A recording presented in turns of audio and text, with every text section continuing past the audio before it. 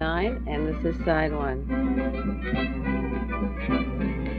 Many of you who take the tapes are familiar with the book order catalog company called Research, run by Tom Davis. He now has a new catalog out, an updated list of books, literally hundreds of books on the assassinations and conspiracies. Send him $1 and get this updated list for your library. It costs him over 50 cents for printing and 30 cents for postage.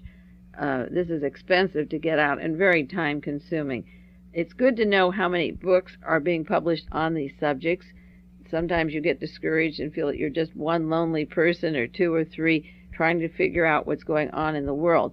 Think of it that there are many, many authors, one or two to each book, research teams behind the book, publishers that believe in them, bookstores that are selling them, libraries that supply it, and somebody must believe in this whole new concept of research. I think it's only since the assassination of John Kennedy that civic-minded people, some young, some old, became concerned what is really going on in this world and wanted to know, for no specific financial gain, no reason to cover up, and got into the act of delving.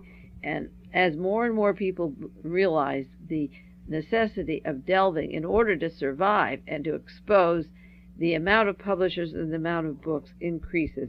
And this is very important to get the connecting links of these various subjects too. And when you see the catalog of books that he has, you begin to see a parallel, say, in the work that I'm doing and the work that Tom is doing in collecting these books.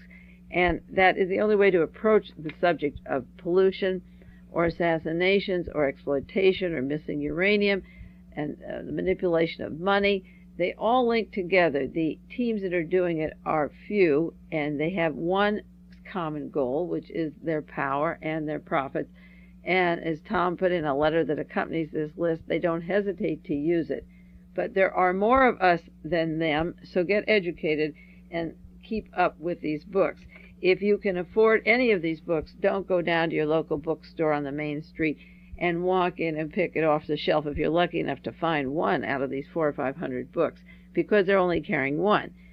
Support the person who makes all of these available for you. I mean, this is a rare opportunity that one person in the United States is making this effort to stockpile these up for people who care. So don't buy them somewhere else. Support his effort, because his effort is really for you. If you can't afford these books, you can't afford all of them. I can't afford all of them.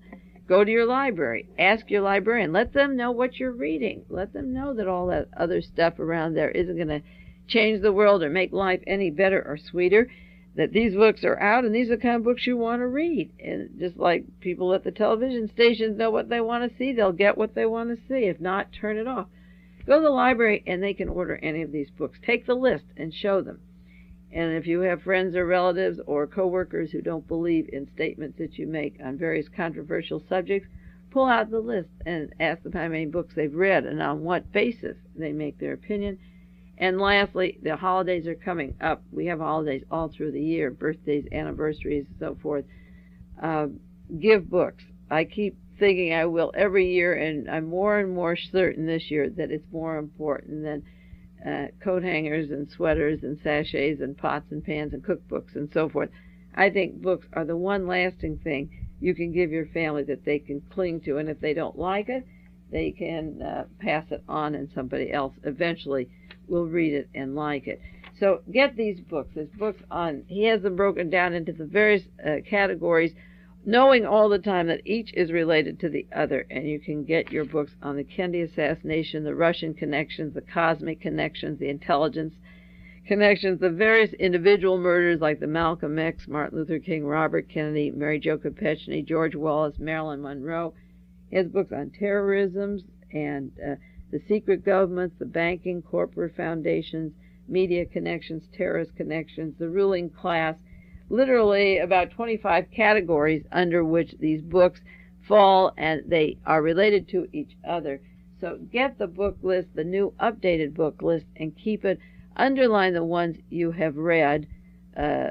Circle the ones you want to buy. Underline the ones you have read. Keep increasing your information. I have in front of me just a list of articles here, piles that you could do 4 hours today and not stop. But every single one of these articles that I share with you has a background or a basis in the books that are covered by research. And what makes it important to know is that as the news breaks, whatever the story, the foundation for it is in those books. The clue to the problem is in these books, and new books will be coming out all the time. But the past books that are on this list right now, if people read them and really understood what the authors were saying through the documentation and the research, they would understand how the newspaper events take place today that were shaped through the manipulation of these particular persons and agencies in the past. On an earlier tape a while back, several months back, I mentioned a book by Leonard Mosley on the Dulles family. That book is put out by Dial Press, and on page 179 in that book there's a section on Operation Sunrise. That was concerning the special meetings of Allen Dulles, who was in the OSS. His brother John Foster Dulles was running the State Department. Allen lived in Switzerland during World War II, meeting with the Nazis and making arrangements for their coming to this country as soon as the war was over. But before the war was over, Dulles was in Italy in March of 45 with SS leader Karl Wolff. He was trying to sign a separate peace treaty for the United States to make a deal with the Nazis and then go after the Russians. And this whole episode is written up now in a book. It's called Operation Sunrise, The Secret Surrender by Bradley F. Smith and Elena Agarosi. Basic Books has published it. The Washington Post has a review. Allen Dulles under the harsh light of history. Because he formed our CIA and was so much a part of the entire United States Nazification and assassination program, Allen Dulles should be read thoroughly over and over again. This SS agent Wolff that he worked with had written in 1942 that he received special joy every day because he said 5,000 of the chosen people are going to Treblinka every day. That thrilled him so much. So then he goes to Italy to meet with Allen Dulles, where they're to make arrangements for this secret agreement. The Soviet Union caught on to what Dulles was doing. Dulles was pressuring Franklin Roosevelt to go along with this, and Roosevelt said absolutely no, and the Soviet Union asked him, are you doing it? He assured them he wasn't, and several days later in April, Franklin Roosevelt was dead. An older book, which you can get from the libraries, this one sure is out of print, is called The Strange Death of Franklin Roosevelt, and it's the history of the Roosevelt-Delano dynasty, America's royal family, written by Emmanuel Josephson, Chedney Press from New York. This book begins by explaining all the physical ailments that Franklin Roosevelt had, for sure, and he was on in years, but it goes on to say that the Tehran conference that he had with Winston Churchill and Stalin, that he appeared to be poisoned, and the author at first believed that it was the Russians who poisoned him, and said that their state medical doctor actually was his waiter at the table, and that he appeared to be poisoned. But then further on the book, on The Strange Death of Roosevelt, it talks about the enemies he had in the New Deal and elsewhere, and all of his friends around him also that were dying. And looking at the connection of Dulles with the Tsarists and the Nazis, you could see how the hot war was beginning the Cold War already, that they could poison Roosevelt and pass out word that the Russians did it, already whipping up anti-Russian fervor even just at the time Roosevelt was dead or shortly after, so that they were trying to say he was poisoned at the table by a waiter who was a Russian. And then, as I say later on in the book, he goes on to say that his New Deal friends at home were also dying. Winston Churchill was ill and was hurried to Egypt, and they didn't expect him to live after that conference. And after that, Roosevelt came home, according to this book, and never gained his strength, and his sickness had a resemblance to curare poisoning.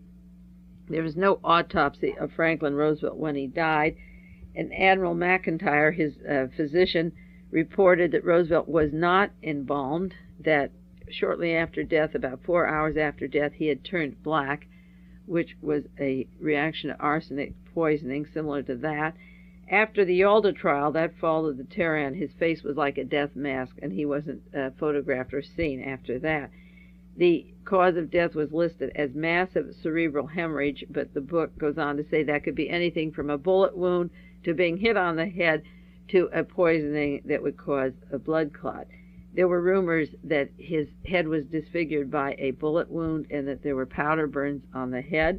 I also heard a story that he was blown up. I don't believe his dog Fala, the little black Scotty, was seen after Roosevelt died, and there was talk that the dog had died at the same time. The book talks about the suggestion of assassination by agents from other countries. It doesn't mention specifically which countries, but easily it could be Germany or Italy making this separate agreement. It says a surprising number of enemies of the New Deal and of its discards have died sudden deaths also. I don't know who the enemies of the New Deal were who were dying sudden deaths. But nobody around Roosevelt was allowed to talk after he died. They were taken away and never interviewed.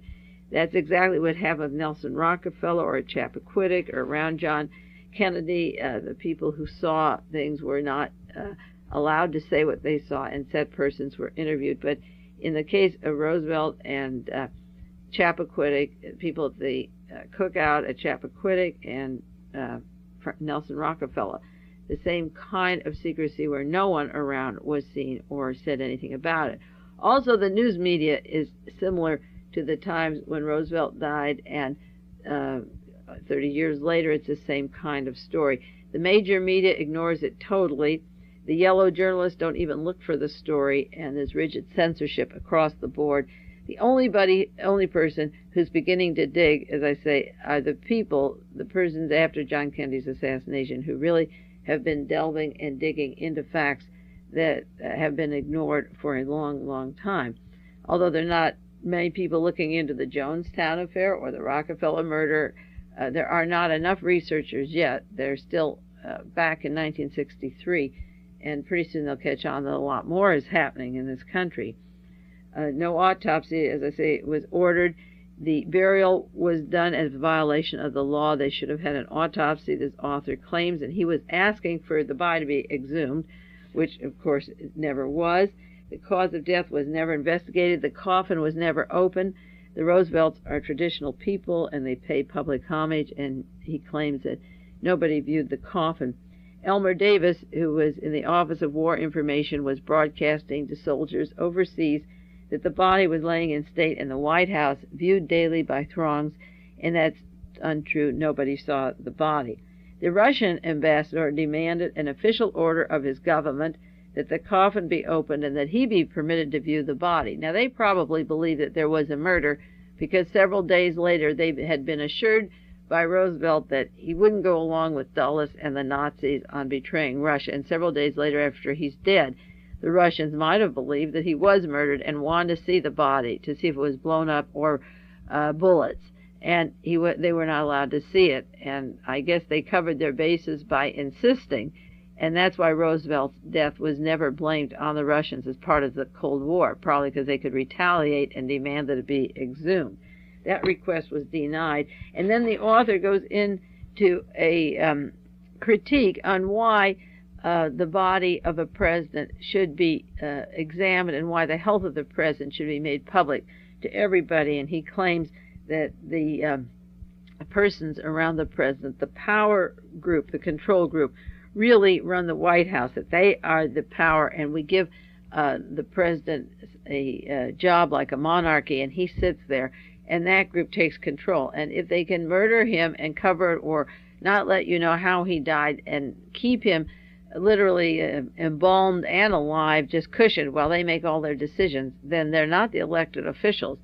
And that it's very important to know that you have a healthy person all the time, and if they are deceased, to know how and why they deceased so that this power control doesn't take over. That's an old book and a timely book, but it's as timely now as it was then.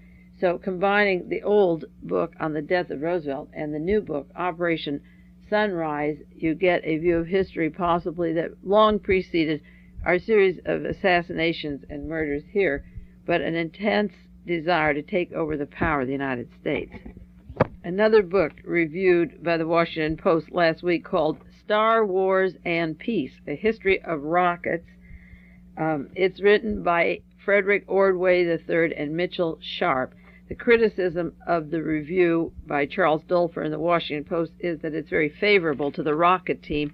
There's an introduction in there by Werner von Braun. But the gist of the book that the review gives is that the rocket factories begun in Germany and then transplanted into the United States had only one purpose, and that was warfare. And later, the satellite communications and the weather and so forth covered up or appeased people that it was a public service. But the main purpose of the rockets is war. The review says it was only in 1958, more than 20 years after the German rocket team began to take shape, that they started to work specifically on space flight, and then only because the United States perceived itself to be in a Cold War with the Soviet Union. It talks about the achievement of the rocket team and landing a man on the moon in 1969, and after the lunar program ended, the original rocket team dispersed, and now the government is working for a military purpose, and that is war against the Soviet Union. I have an update for you on the book Alternative 3. I wrote to England, to the literary agent that carried that book, Murray Pollinger, got the address from Avon Press, and I asked them in England, is the book nonfiction? You've listed it as nonfiction, you've sold it abroad, and in this country as nonfiction. Was there a Sir William Ballantyne at Jodrell Bank? Was he an astronomer in England? And was there a Robert Groden in the space program? And if there are those people, can I get information on them? And if they don't exist, can you sell fiction books as nonfiction? Where does research begin or end? Because, as I've stated many times, it's like 1984. Where is your history and where is your truth if the booksellers, publishers, and agents are carrying fiction books and listing them as nonfiction? So I got a letter back this last week. Dear Mrs. Brussell, thank you for your letter of August 1st concerning the book Alternative 3. I regret I am unable to help you concerning any of the questions you raised. Yours sincerely, and it's signed G. May, handwritten there, and then typed, dictated by Murray Pollinger, and signed in his absence. So that is the agent that carried Alternative 3 in England, and he did not answer it at all. This last week in San Francisco, the very prominent Commonwealth Club, that's the luncheon club similar to the World Affairs Group, and they have noted people from all over the world that speak with them, and usually there's a press representative or coverage of their meetings. At the Commonwealth Club last week was Robert Frosch from NASA, and he was speaking to them about space colonies and the necessity for building up in space because there's mineral-rich bodies up there, and there's planets and asteroids, and it's just the beginning of a study of these minerals. And he said that we will need robots. If we don't use labor, we need armies of workers to send to space to construct factories in orbit on the surface of the moon. And the intent would take, he says, billions of dollars to send these armies to the moon. So what they're trying to do is make robots that reproduce themselves, self-breeding robots. He had in mind a type of a robot that would be able to capture the sun's rays, turn it into electricity, beam microwaves back to the Earth, and they would make replicas of themselves in space. The administrator from NASA talked about 100-ton shipments, and it would take 20 years of factories and building to make copies of themselves without straining the Earth's resources, that they would have industrial plants, and they would turn out 20 billion pounds of aluminum per year up there, 20 billion pounds. But he warned, this is at the Commonwealth Club, he warned that such techniques, if they were applied on the Earth, could have social implications that are not necessarily benign. The massive unemployment and economic dislocation caused by self-replicating machines could cause havoc and threaten human freedom. Now, this is the director of NASA. They have a $5 billion annual budget. He gave credit in Princeton University for the idea of doing these things. Now, Princeton was written up in the book Alternative 3 as planning these space colonies. He said the current idea came from Freeman Dyson of the Institute for Advanced Studies at Princeton University. Now, they're planning a mission to Galileo to probe it. They've probed around Jupiter. But the main thing is that the intent of Alternative 3, if they're not building colonies already, is very clear. When a man as prominent as Robert Frosch comes to California to the Commonwealth Club, that's a little different than reading it in National Enquirer or Midnight. When he talks about self-breeding robots that will replace man and the economic dislocation that's going to threaten our freedom, and using these colonies that they intend to take 20 billion pounds of aluminum in 1 year and put these machineries and factories up there, it'll take 20 years to build. They are going ahead with this. And the silence that we're getting from, say, Avon Press or even from London is so outrageous. I'm going to give you the address and see if you can write to them or if we can get any more answers about the truth about Alternative 3, whether it is fact or fiction. In the chronology, I gave you a terribly important date in world history, which took place just at the time of the Russian Revolution, was the forming of the Broder Band in South Africa. There are now 2 new books out, one called The Broder Band by Ivor Wilkins and Hans Strijdom, based on some documents that were taken from the secret organization in 1963, and the other is The Brotherhood of Power by J.H.P. Surfenstein from Indiana. That one will be available in December, and this is based upon documents taken from secret meetings of the Broder Band in 1977. These links of South Africa to Chile, Uruguay, Paraguay, West Germany, Argentina, Washington, New Orleans, and Houston, Texas, and the Stanford Tower, the research center in Palo Alto, California, Stanford Research. The power of the Broder Band is not to be ignored. It's important to know that the doctor that ordered the cremation of Nelson Rockefeller was a member of the Broder Band, this Dr. Esakof from South Africa that moved into the hospital, Lenox Hospital in New York City, that has the power to have a man cremated without an autopsy at a time where he is a political bloc in the succession, say, of Ronald Reagan or John Connally, and the more far right wing, if you can think of Rockefeller as a middle or left of the Republican Party. One more important book coming out, Inside Hoover's FBI, the Bureau's #3 man. It's about William C. Sullivan, and it was partly written by Sullivan before he died, and a gentleman, Bill Brown. Of course, those of you that don't know, William Sullivan was head of Division 5, the internal security of the FBI that linked to the Pentagon and the CIA, and was the director of the assassination teams. And at the time the House Select Committee on Assassinations was doing their work, he was conveniently shot through the mouth on a so-called hunting trip early in the morning and expired before he could ever testify.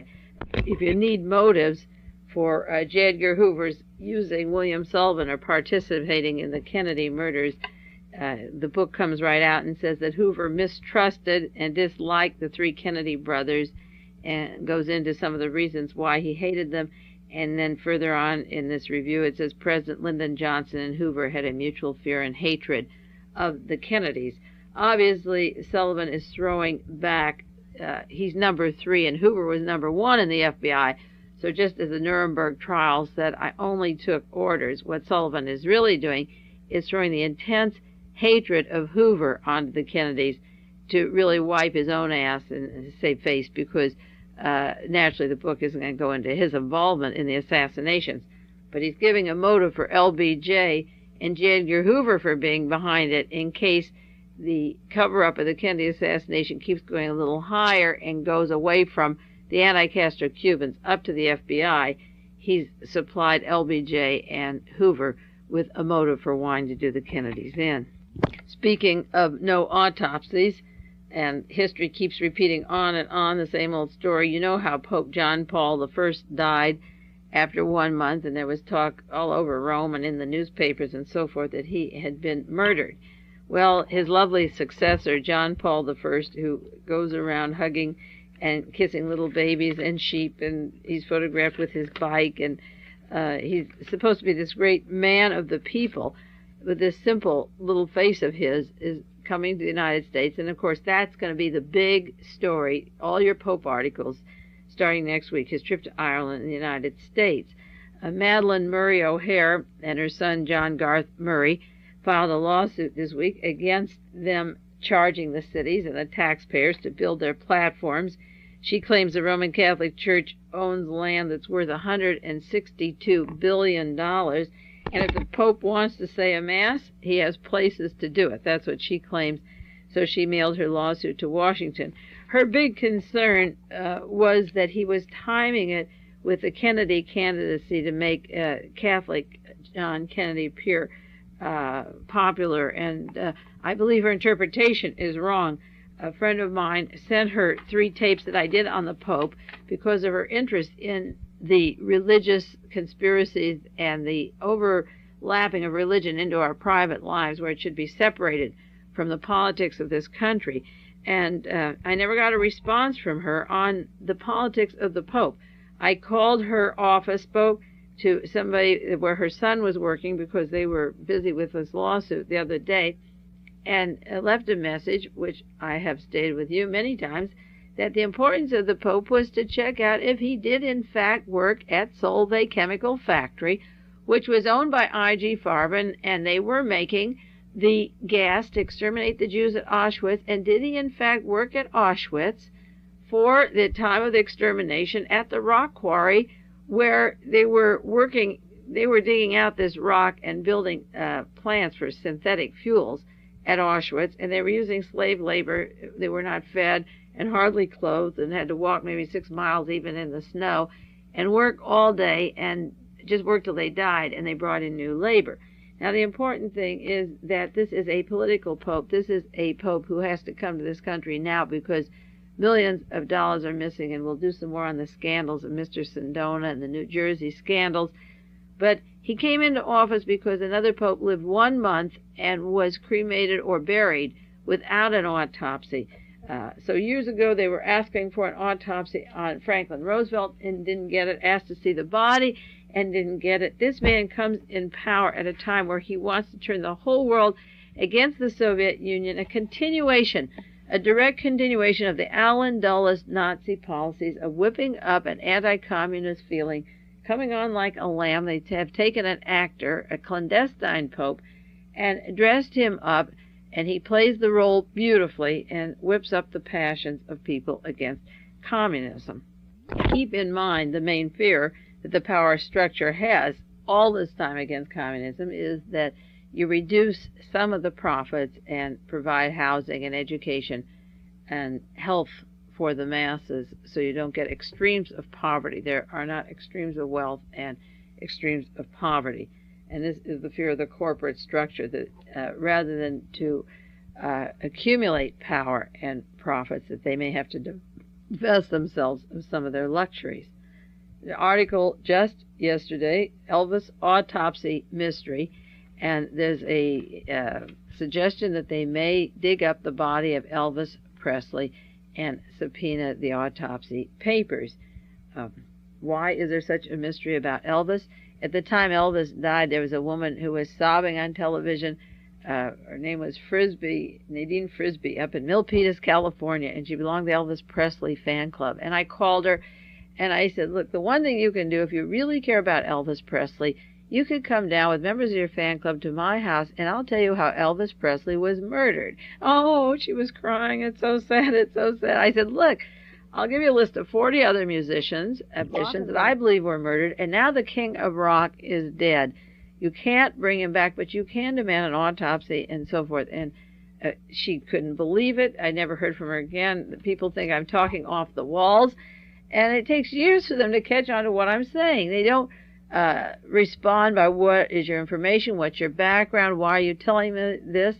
They just can't believe these things are possible, and therefore the body can decay for 2 years and be farther away from the point where the vital organs have been destroyed and burned, and the papers can be altered with this lawsuit coming up.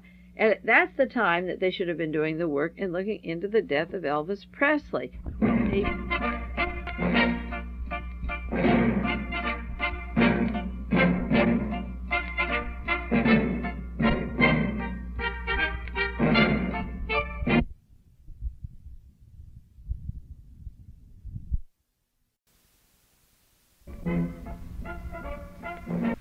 And then he began to be drugged by a Dr. Vern Mason. Mason helped set up the Hughes Medical Institute in Florida in 1957. Earlier, they were having Howard declared mentally incompetent, and Howard was never seen after 1966. The whole Hughes organization was a process for the satellites and weapons system for the defense of the United States, using the Nazi space scientists and getting ready for these space wars, and Howard was an unimportant part in it. You know, the body that was turned in, that was drugged so much with broken ribs and cancerous sores and bed sores and so forth, was not a Howard Hughes that asked to get this kind of medication to pass his time. This was a man named Vance Cooper, long substituted for Howard Hughes. And the point is that even if it were an emaciated Howard forgetting the switching of the bodies, and he wanted to be drugged, the doctors could always protest. And certainly it's not the business of the doctors in Houston, Texas, to keep the autopsy reports top secret any more than it is for Dr. Jerry Francisco to keep the autopsy secrets of Elvis Presley locked up.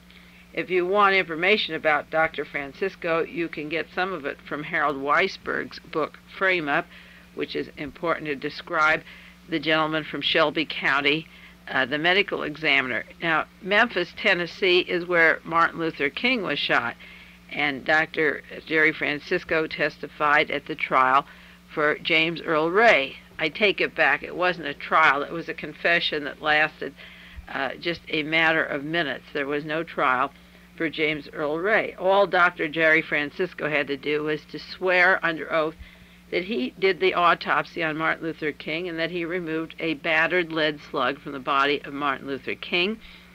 And then an attorney, David Calcutt, came forward, not a ballistic expert, and said that the bullet that was removed by Dr. Francisco had a strong likelihood that it came from a rifle found by the police.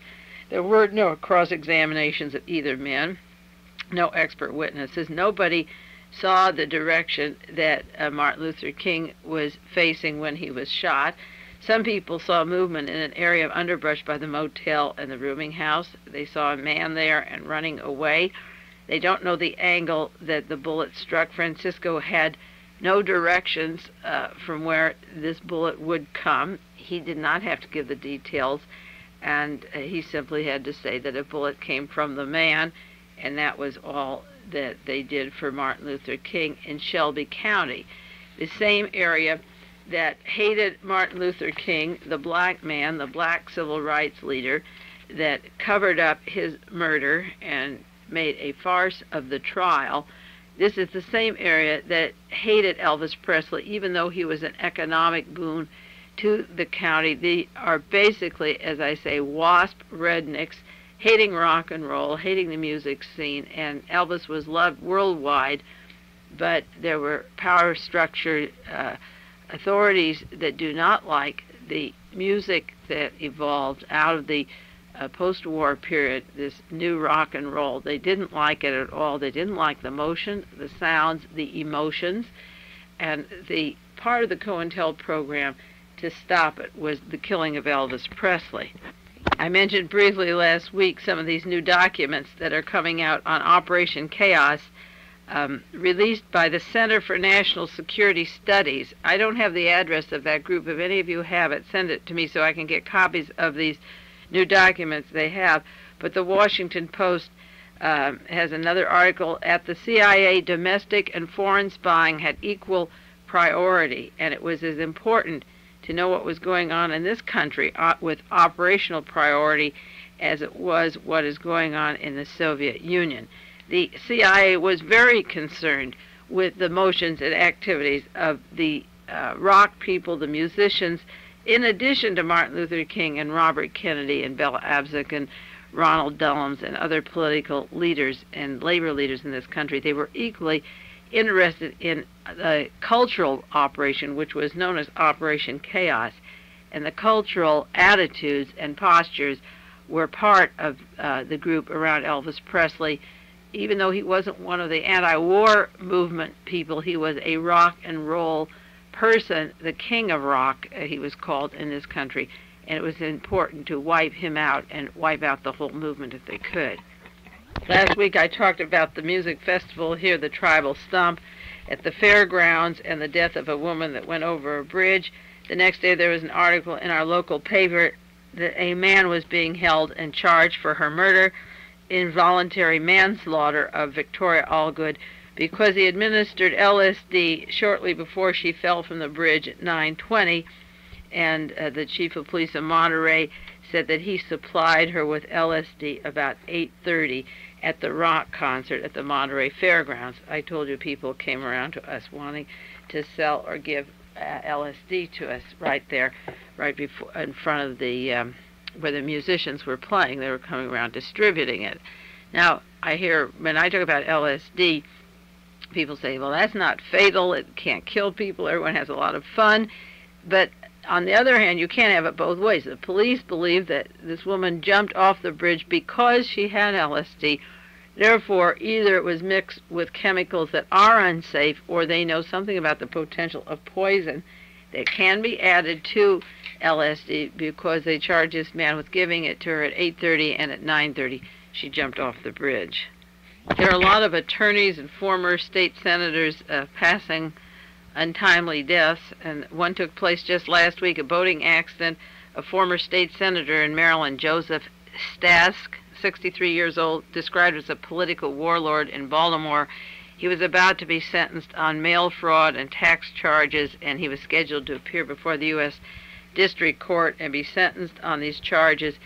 At the time, he went boating with a friend just before these hearings and died in this boating accident.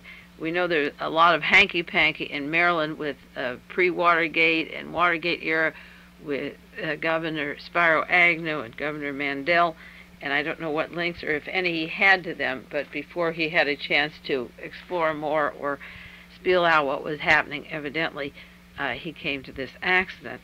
Well-known attorney in San Francisco, James Martin McGinnis, and his wife were killed in an automobile collision. The name of the person who went into them was not in the newspaper, except to say that he had a companion from the Naval Air Station who had some injuries. McGinnis was well known for defending labor leader Harry Bridges in the 1950s. They were trying to deport him, and that was a big thing out here on the West Coast. They said he was a Communist Party member, and McGinnis had stopped the deportation and was active with labor leaders. He also was retained by Patty Hearst's family after her charges on the bank robbery, and then he was pushed aside, and F. Lee Bailey was brought in, and they said if McGinnis had taken the case, she would have gotten off instead of going to jail.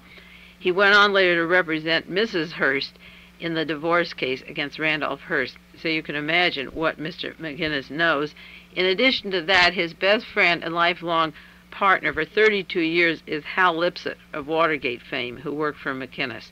So he was killed in this hit and run. Well, he didn't run. They caught the man. He was killed in an accident at a cross-section. Now, Herb Caen, the newspaper columnist in San Francisco, he's a well-known figure on the West Coast. He has a column every day in the San Francisco Chronicle, and it's all little kind of jokes and coincidences and a play on words and names, and it's anything but political. With all the earth-shaking events taking place, he never gets close to them. But the closest he got was an article he had this last Monday, September the 17th, about McGinnis and the death of his wife. And the lead above the little article says, "Wondering Muse." And that's unusual, because Herb Caen doesn't wonder about anything. The sky could fall, but he's wondering. He asked the question, why did the San Francisco police cover up how many motorcycle cops were on duty the night Edith and Jim McGinnis were killed by an alleged signal jumper? Even the district attorney has brushed it off.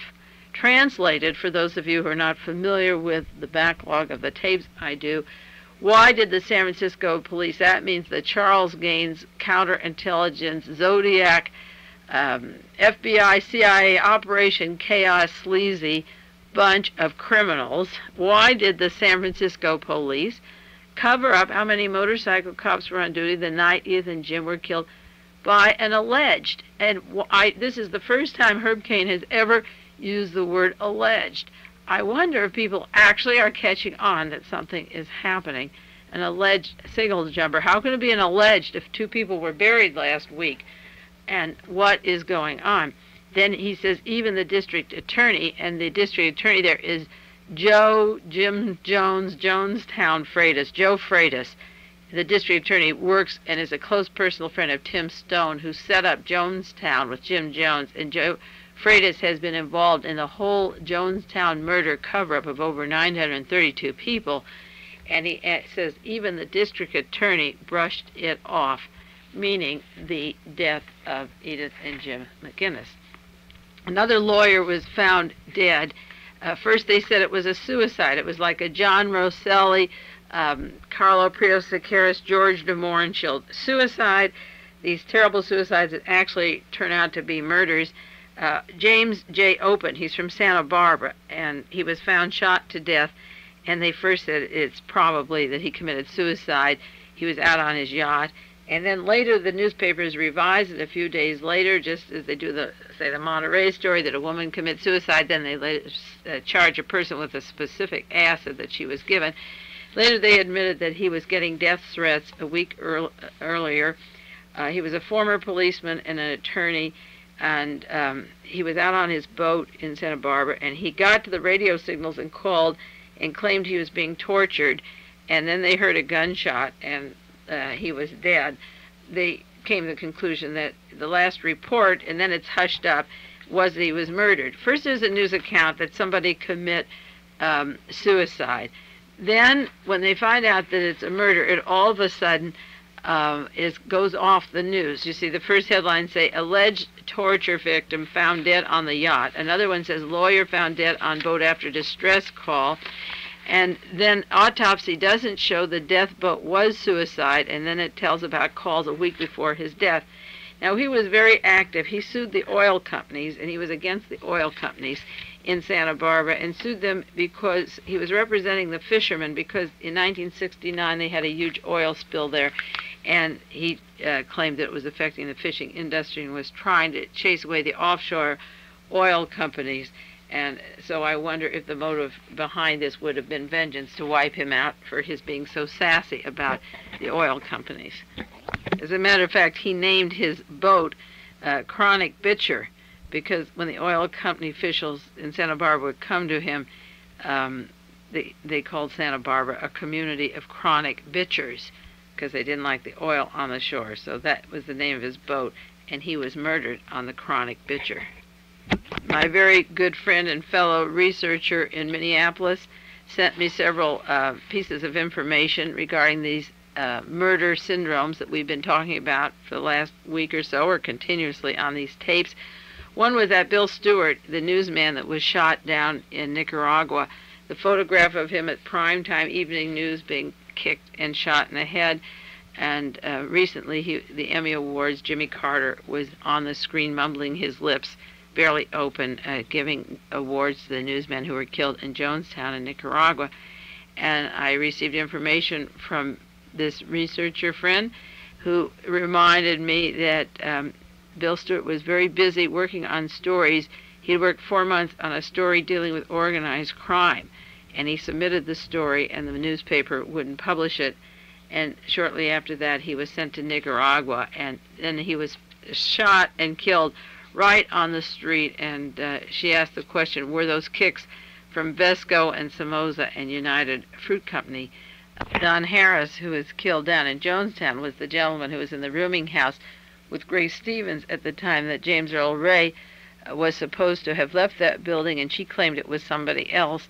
And he was on the airplane with Mark Lane going down to Jonestown, and Don Harris was shot point blank in the head and wiped out at a time that the House Select Committee was investigating the assassination of Martin Luther King, and he could have been a witness that Grace Stevens had described somebody other than James Earl Ray leaving the rooming house that day. I also received from this same friend, researcher, a page from the book In Search of Missing Persons, put out by Bantam in 1978, and it has to do with the House Un-American activities, the career of Richard Nixon in the McCarthy era of trying to get members of the Hollywood community to write oaths that they're not communists and so forth. And it tells about the tribulations of the Cold War in the artistic circles in Hollywood, and how these people sued the studio. Their contracts were broken, and they sued the studio for breach of contract, and they got no settlements, or they lost. And they took the case to the Supreme Court, and one of the people that did it was Dalton Trumbo, the man who wrote Johnny Got Your Gun. He's a strong anti-war person and very controversial, and they took their case for being fired from the studios to the Supreme Court. And the book quotes a man by the name of Albert Maltz, and it says, Albert Maltz now says that if two of the youngest, most liberal Supreme Court justices had not died the summer before the appeal in 1950, the story would have been different. Maltz simply said there would have been no McCarthy era. That's interesting that he attributes the McCarthy era and the ability to fire these people from the studios because two justices, evidently on the California Supreme Court, were dead. The liberal ones were dead just at the time the hearing was to take place. You see, this process is a long, continuous one. When James Earl Ray was before Judge Battle dropped dead. When James Earl Ray was in Cincinnati getting an appeal on his court case, the judge dropped dead. It's very important, and I do have files, and you have to save articles and send them to me and keep them for yourselves, of judges, lawyers, senators dying, and then we can relate to what they were doing at the time they had these untimely accidents or car crashes, or who they were representing, and see a pattern and similarity running through many of these early and untimely deaths. Just last week, there was an article in the San Francisco Examiner that Robert Kirsch, who's a book critic for the Los Angeles Times the past 20 years, and he's also a poet and novelist, is completing the last book that Dalton Trumbo wrote. Cleo Trumbo, his widow, has asked him to do it, and he took it on the job, and he says it's a very depressing one, but he decided to do the project, and it has to do with the autobiography of an unrepentant Nazi. Dalton Trumbo, who is so well known for Johnny Got His Gun, was writing a book about a man who was a Nazi and was glad that he was a Nazi, and now Robert Kirsch is completing the book that Dalton Trumbo wrote at the time he met his untimely death. Now to get off the death sequence and do update on some other news that's taking place.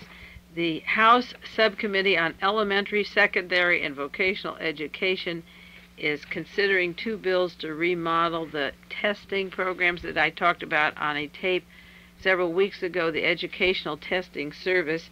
The representatives before the House, some of them are arguing against giving the questions on the tests after they're taken. They're trying to open up these IQ tests, which are actually the way to take the rings out of the ladders for the minorities to move up. A spokesman for the American College of Testing program is fighting this. They're saying the testing people are the scapegoats for disadvantaged students. He admitted that they do poorly on the tests, and the standardized examinations are bad for the disadvantaged students. There's going to be a court case on this opening up, and they want to know why there's so much disparity between what is asked on the questions and what the youth are really trained to know. They're trying to open up and disclose the actual test, and they're trying to pass a bill that the test makers would provide the students detailed information on the purpose of the test, on the way it's scored, and also that they would make public research relating to the admission available, including their studies showing the relationship between the scores and the family's income. Now, I have a daughter that wants to go to college next year. She went to a bookstore and she bought a copy of some of these tests. She's reading them and studying them, and she figured out that you read past tests and you know the kind of questions. Take an underprivileged person living in another part of town who doesn't even know these books exist, and they already are losing that opportunity. They don't buy the books, they're never told about them, they don't know the type of questions. What they're taking in school doesn't relate to the questions they're going to need to go on to a career. They're counseled to take subjects that will not prepare them for graduate or college work. They're not even encouraged for college work. So there's this controversy going on now at the House of Representatives, and of course Robert Solomon from the Educational Testing Service is against that truth in testing. He testified he's against it, and Paul Pottinger from the National Center for the Study of Professions is attacking college boards and multiple choice tests on the grounds that they measure only a narrow point of your intellectual skills. This is a revolutionary concept to open up the test, make known what their answer was on the test, where they failed, give them information in advance on what to study. You see, with an automobile license, you can go to the Department of Motor Vehicles and get a book, and everybody can read the book and study, and if you pass the questions and you pass the test, you get a license. But to be an insurance salesman or real estate agent or any of the professions, to get into pre-medical or law or dentistry and various professions down the line, you're not given the same kinds of questions to study. It's not equal, so that you're screened out on the basis of, say, neighborhood education and so forth. That's not difficult to understand how areas stay all white and don't have Chicanos, blacks, Orientals, and so forth living there because they're not given the opportunity to earn as much as the white, and the screening is done, as I said on an earlier program, through the testing. But right now, the House of Representatives is having hearings on these testing programs, which is a beginning, and if the minorities would follow through and push this with some interest, I'm sure it would go a lot further. They should be very active in this right now. Last week I talked about the necessity for the Soviet Union troops, the Cuban troops, as a smokescreen for elections, because as the campaigns come along, there's very little to talk about. Major candidates are not going to come out and say, I'm going to exploit you and rip you off, and the other one says, I'll do it equally well. They have to have an issue, and of course, the issue can always be Russia, whether it's in Hungary or Poland or in Cuba. The Washington Post had an article which summarizes the conflict here, this Cold War, hot war conflict, pretty clear. It says former Pentagon officials accuse the CIA of underestimating the Soviet arms effort. Now, the Defense Intelligence Agency and the Pentagon have a budget 10 times larger than the CIA. And there's always a fight to take over the CIA. This has been going on for a long time. This is partly what Watergate was about, and this explains a lot of the hot potato they're giving Carter, because they're saying the CIA can't accurately predict Nicaragua, the CIA can't predict Iran.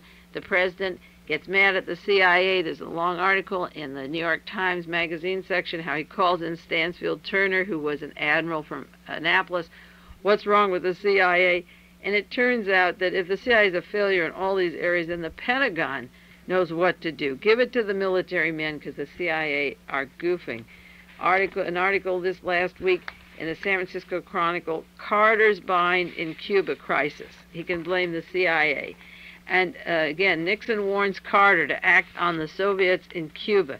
Nixon all of a sudden is a statesman. He's getting a coverage on his trip to China, and he gives his views on what Carter to do to Cuba.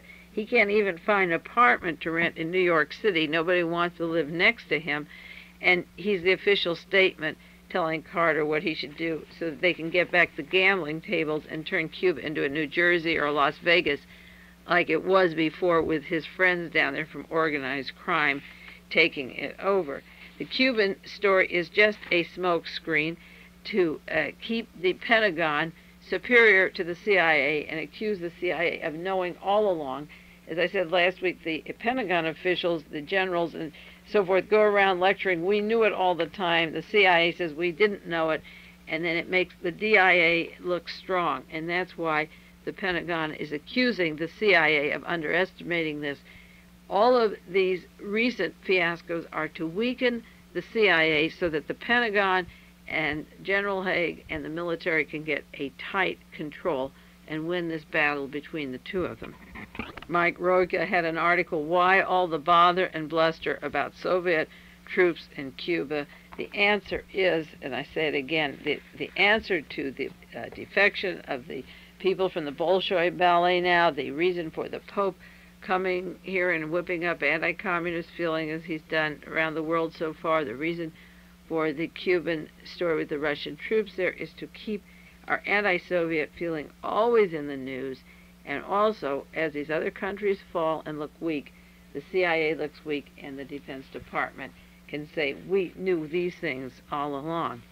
Incidentally, I can't pass over, hurrying through this news, the story about the spy station that Time magazine published that was supposed to be a Soviet spy station, and later they had to come out and admit was built by the ITT in 1957. Henry Luce, now deceased, but his cohorts have built up an empire through this whole Hitler fascist period, through the Spanish Civil War, the Mussolini period, the anti-Russian period, as soon as the war was over, the Cold War, the Hot Wars. The Luce Empire, lifetime fortune, have been the political arms of propaganda to keep us whipped up until we actually will get what they want, which is probably their war in 1985. But they lied through their teeth, and just as they altered the gun scope on Lee Harvey Oswald's rifle when they put on the cover of Time magazine, they finally had to come out and say that what they photographed was an old ITT tower. And of course, ITT were linked to the German Nazis then and now. So it's very fitting that it's part of the Time cover-up that they use a tower, the ITT, and tried to pass it off as a Soviet station that was recently built. I also got a clipping from another listener about a director of Fortune magazine, Paul B. Finney, executive editor of Fortune. He was appointed in July 1977, and this is a sheet from a business magazine describing his biography, and it tells about his work in the Overseas Press Club and belonging to the active member of the Harvard Club in New York on the Council of Foreign Relations, and appointed Secretary General of the U.S. delegation till the Bilderberger meetings. So lifetime fortune, and the Bilderbergers, run by Prince Bernhard, the executive from I.G. Farben and Adolf Hitler, are all one fine ball of wax, and the story of the Soviet troops so close to Cuba is just nothing but a continuation of the kind of propaganda we're fed all the time. The worst part is that it escalates just prior to elections. We're a year away from elections. So it seems we get much more garbage and propaganda. Things can be a little quiet for 2 to 3 years, but they really whip it out when the election time comes around. And speaking of election time, I talked last week about Richard Voggery behind John Connally and the switch of Notziger leaving Ronald Reagan and Ken Reitz moving up with Mike Herb in Sacramento. Many of you might have missed the long story. It was in the Washington Bureau of the San Jose Mercury, printed a big article, Big Business Backing John Connally. I don't know how many of you saw that because it wasn't an Associated Press or United Press story, but it tells about how John Connally went to Chicago last spring, and he said that if he were elected president, that these people there, the leading businessmen, would, in quotes, have a friend in the White House. It listed here so far a total of 114 of the 500 largest U.S. industrial corporations that are behind John Connally. Here are the oil companies, and of course in 1967 there was this expose it was the Washington Post, New York Times, on the corporations, and also Ramparts, and John Connally at that time was head of the Friends of Middle East. So far, the companies behind John Connally's presidency of oil are Ashland Oil, City Service, Commonwealth Oil Refining, Exxon, Getty Oil, Gulf, Kerr-McGee, Mobil, Occidental Petroleum, Phillips Petroleum, Shell, Standard Oil of California, Superior Oil, and Texaco. That's interesting because David Rockefeller and Exxon had handpicked Jimmy Carter, and with Nelson Rockefeller dead, I'm wondering now if Exxon is going to give the bulk of their support to John Connally. It's hard to believe because Carter produced what they wanted, which was their increase in oil prices. 24 of the nation's 50 largest banks are behind John Connally. The Bank of America Corporation, Citi Corporation, Chase Manhattan, J.P. Morgan, Chemical, New York, Continental, Illinois, and Bankers Trust in New York. Switch to Reagan. Connally may be their first choice. Reagan had a victory in California this last week. He takes all California votes. They can't be divided or split when they go to the convention, and that's over, I think, 160 votes. So that's a pretty solid hunk for Ronald Reagan to take to the Republican convention. I don't know if John Connally would take vice president. These corporations are going to put a lot of money into that next election. Time is out. I'll be with you next week. This is Mae Brussell in Carmel, California, and you take care.